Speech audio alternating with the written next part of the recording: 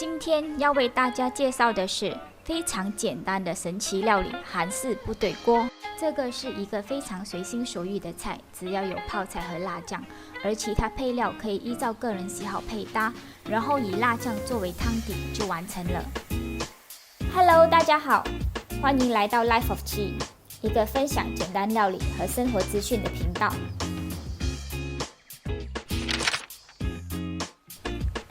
准备的材料有泡面、芝士、韩国年糕、午餐肉、泡菜、韩式辣酱、生抽、番茄酱、盐、糖、黄葱和青葱。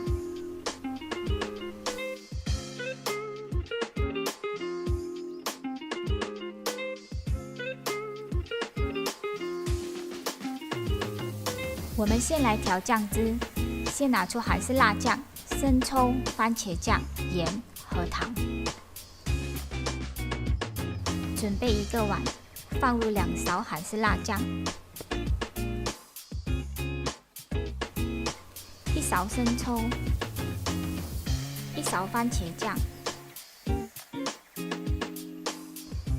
，1茶匙的盐和糖。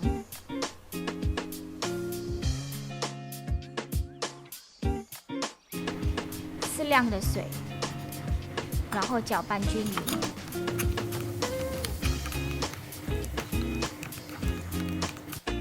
搅拌好后，放一旁备用。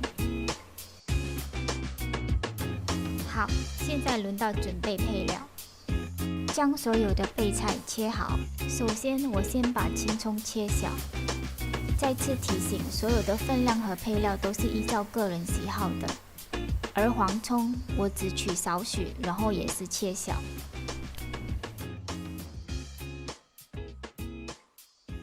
如果没有韩式午餐肉，一般的午餐肉也可以。将午餐肉切小片。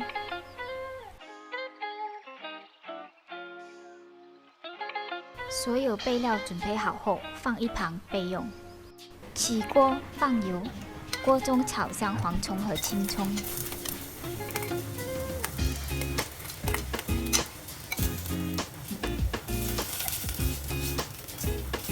闻到香味后，加入泡菜，大约2汤匙，然后翻炒一下。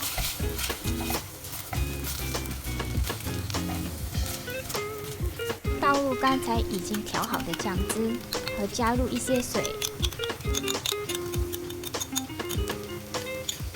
水的分量就是部队锅的汤底，别忘了留一点空间。待会还要放午餐肉、年糕和面条。盖上锅盖，等煮水开。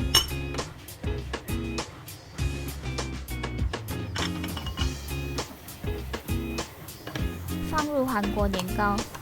这里提醒一下，在制作之前要将冷藏的韩国年糕泡水软化，才能节省煮食的时间。接下来放入午餐肉，如果你有其他的配料，也全部放入。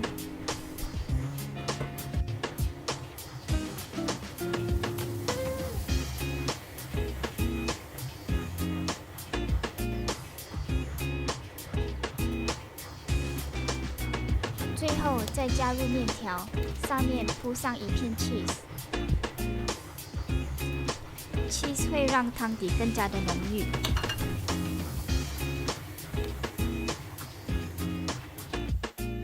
盖上锅盖，等煮熟后就可以吃了。